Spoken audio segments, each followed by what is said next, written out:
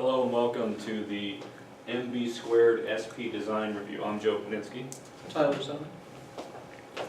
Maybe asking, what is MB Squared SP? So welcome colleagues. We have a special guest today, Professor Robert Allison. And MB Squared SP, it's MIPS based by Summer and Padinsky. Our company principles and values, we try to support product goals, create reusable parts, we allow for scalability, we have requirement traceability, revision and release control systems, and backup and recovery during our processes. Design considerations and direction. Our MIPS-based baseline set for multi-stage design flow, that was the original product goal, since we've been working on that for close to 10 weeks. Initial plans for our enhancements, we tried to do, or wanted to do, a floating point arithmetic, conditional non-relative jumps, jump not zero, such as jump zero not zero, those things. We wanted to do like a sort, different sorting algorithms and some swaps, but we changed that direction towards pipelining for better learning and understanding. The basic design, it's a MIPS-based architecture, memory structure, Harvard architecture, big Endian format, byte addressable memory. We use 32-bit signed and unsigned integers, and there's a 32 by 32 CPU register file. Once again, this is all based on the MIPS instruction set architecture. And this is a very generic top-down view of what's really going on. You have the CPU, and you have data, memory, and I/O interfacing across the different buses for control address and data. And this is our top level for our multi-stage. The CPU is comprised of the MIPS control unit, which is a massive state machine, the instruction unit module, which has the instruction memory in it, and the integer data path, which does all the arithmetic operations. And then outside of the CPU is the data memory and the input-output modules. This is a closer look of our integer data path. We've expanded to show the register file inside, RS and RT registers, the inner workings of the ALU, what it's comprised of. We have divider, multiplier, the MIPS 32, and our barrel shifter comprise the ALU, with the ALU generating flags. And then those are the different registers that data gets stored into after the arithmetic operations. Closer look at the actual ALU. We'll go in depth of more of this barrel shifter and how we implemented it. Everything else is pretty much standard. Just got multiplexers deciding which data path you're going to be using. So this is our barrel shift code and example. We implemented our barrel shifter with pretty much 20 lines of code. We let the tools do the work for us. In order to implement the design in this way, instead of a massive case statement, we had to originally cast our data in as an integer. Without doing that, you wouldn't be able to use signed arithmetic operations. It won't keep the signed bit. As you can see right here, we have data coming in, 8000FFF. We do a shift right arithmetic, it keeps the ones, there's an F there. We do shift right logical with the same data set, it loses the ones, but shift the data right, and then shift left just does a shift left. And all these were shifted 4 times. And that's our barrel shifter, we're pretty proud of that. The instruction unit module, got the program counter, register. Our implementation, we didn't use a case statement. We easily could have, but these multiplexers show a prioritized. We had if reset, else if statements. So I had to show that because it wasn't just a simple multiplexer case statement. Then there's the instruction memory and the instruction register right there. And then there's all the sign extensions and the shift lefts to account for the branches and jumps. Mm-hmm. This is an example page of our state machine, state transition diagram. you got coming out of reset, then you go to fetch, and then decode, and then based on the, this is just for the J-type and interrupt. If it's interrupt, it goes to there, and then if it's J-type, based on which instruction it is, it does the different control signals, and then goes back to fetch.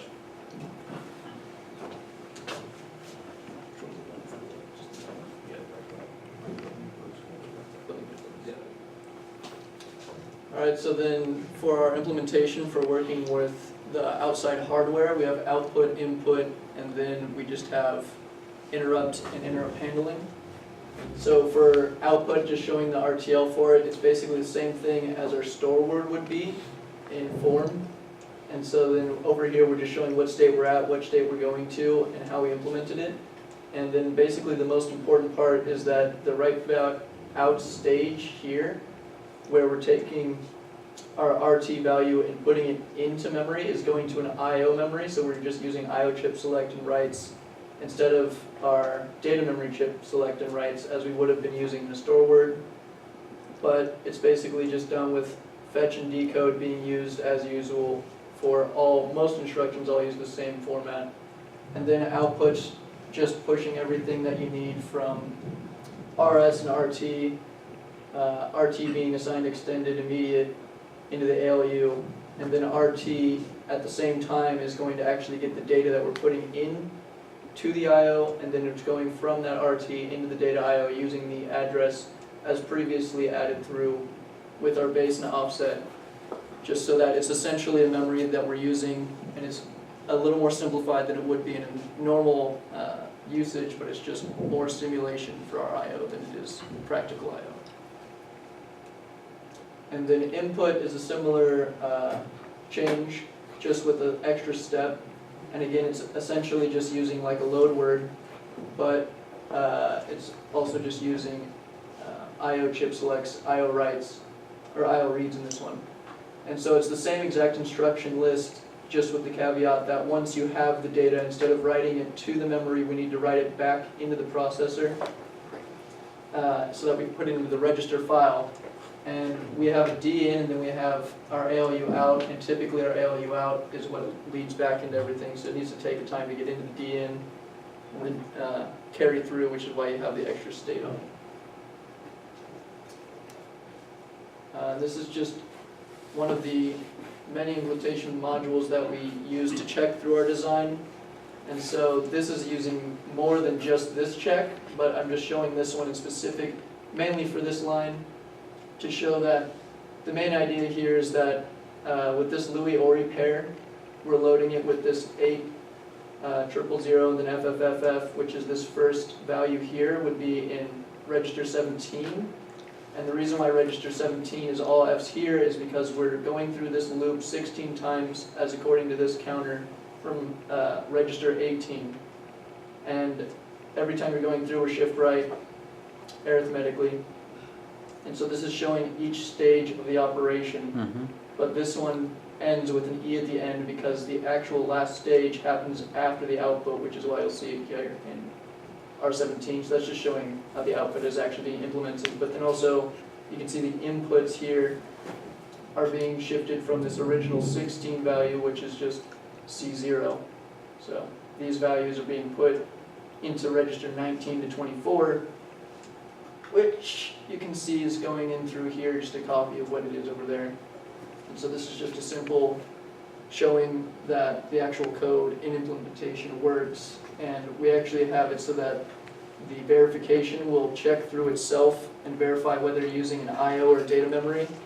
And if it doesn't see any changes in the data memory, it will only output IO changes in the log file verification, and then subsequently, if there's only data memory, then it'll just do the exact same thing where it only substitutes that out. So even once we see this line here, you essentially know the entire check's good, and this is just to reassert ourselves that everything's actually following through.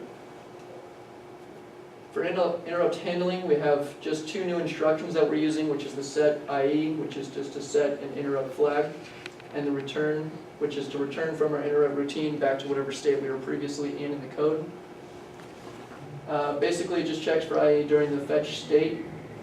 If it's high and the interrupt input to the CPU is high, then we're going to our interrupt states instead of going to the subsequent decode state that you would follow through with every other instruction.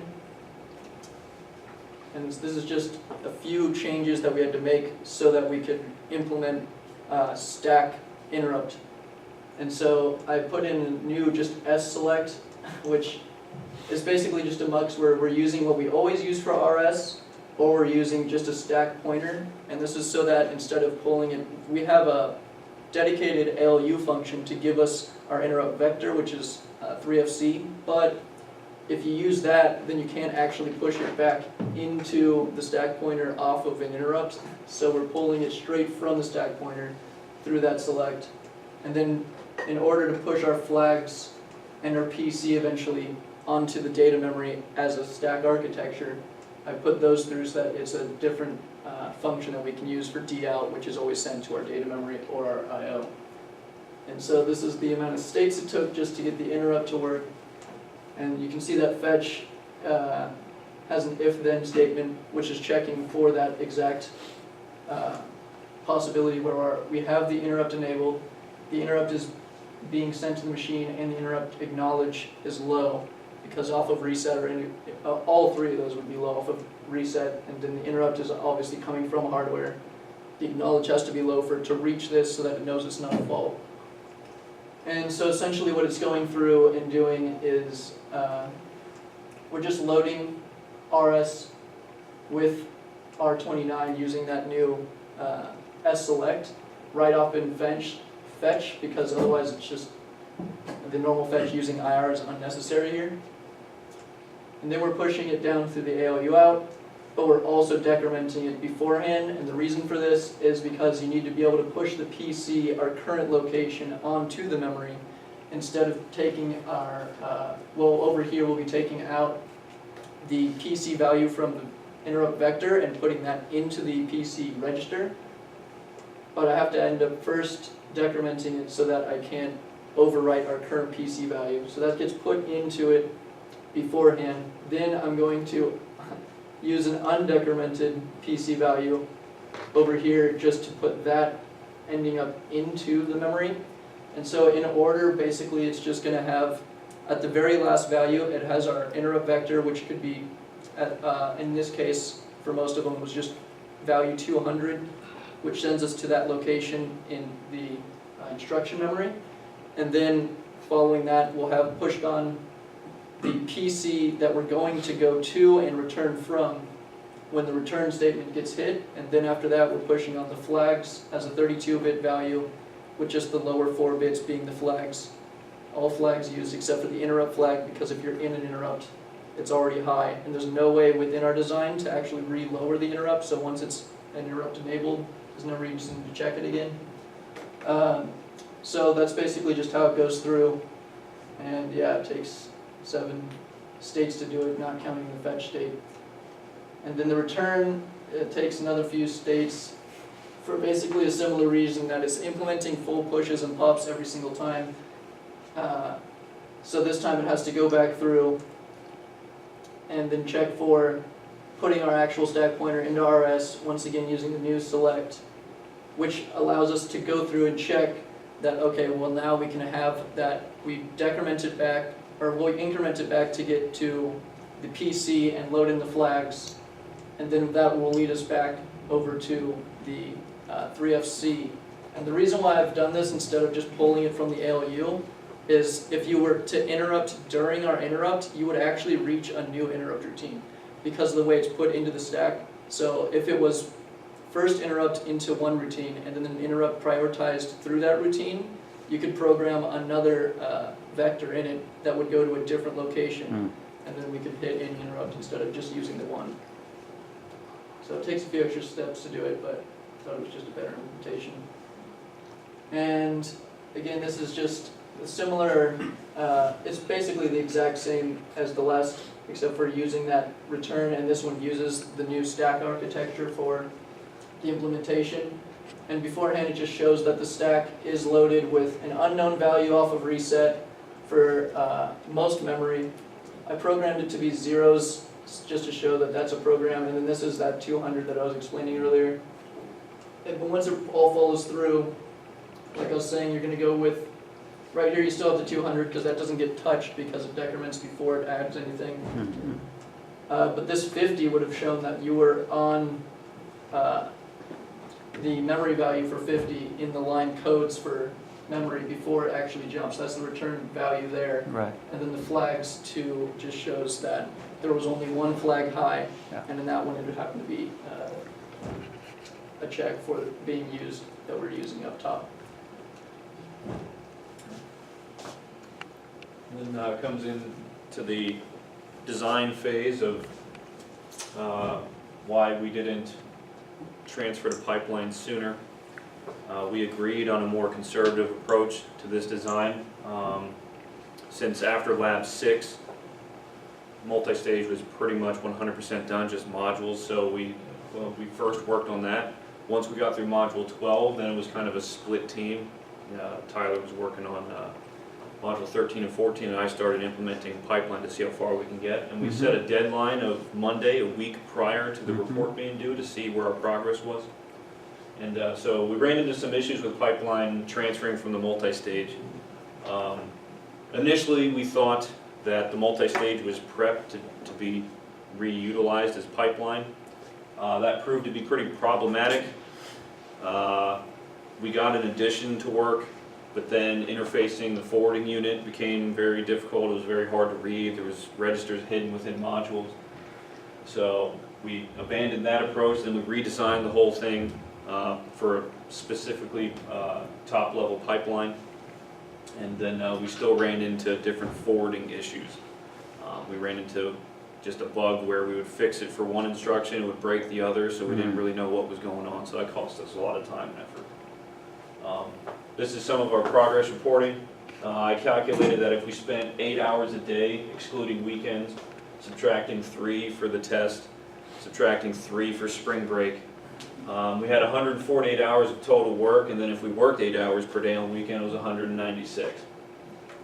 We reached pretty much task 26 right here, and all these are X's because that's where on Monday, we collectively said, yeah, we're not gonna make time. And this chart illustrates that the projected timeline of what we thought would take was around 150 something hours, and at the demarcation line, we were already at 150 hours, and even if we went on schedule, you can see that we're already reaching 200 hours, which was past the 196 we allotted. So that was our decision to cut our losses good and job. work on the report. So this is our transformation. We still have the same instruction unit, but now the changes are, instead of having an instruction register, that instruction register is into this massive stage register. Right, So all the registers, like RS and RT, they're all in these stage registers. Wherever there's rookie registers, they're all staged now. So we replaced the state machine with a combinational pipeline control unit. All the signals are just being passed forward until they're being used in the current stage. So the signals on top are going to be used last, and then the other ones just drop off into the sections that they're using. This doesn't have a forwarding unit because of mentioned problems, so we had to scrap that. And this was our simple program. We got Louis, Ori, and Add to work without forwarding, so this code was written to not have any data dependencies. And then this is showing the same code produced on the multi-stage and the pipeline. And as you can notice, the multi-stage, the time that break was reached, meaning even after the last register to be written was register 6, it was added 1 to it. And each instruction you can see takes multiple clock cycles to finish, roughly, well, it's actually 4 per instruction. And then when you convert down to the pipelining, when the last register was written, because you can't go off a break because it has to still propagate through to finish, the time difference is significant. 690. There was only 23 instructions, and you can already see that pipelining is performing way better than multi-stage. That's a great contrast, actually. Right. Yeah. And so yeah. Thank you very much. Thank you. That was our design process. Are there any questions or comments relating to our process or issues? I guess not. That's a very good job. Thank you.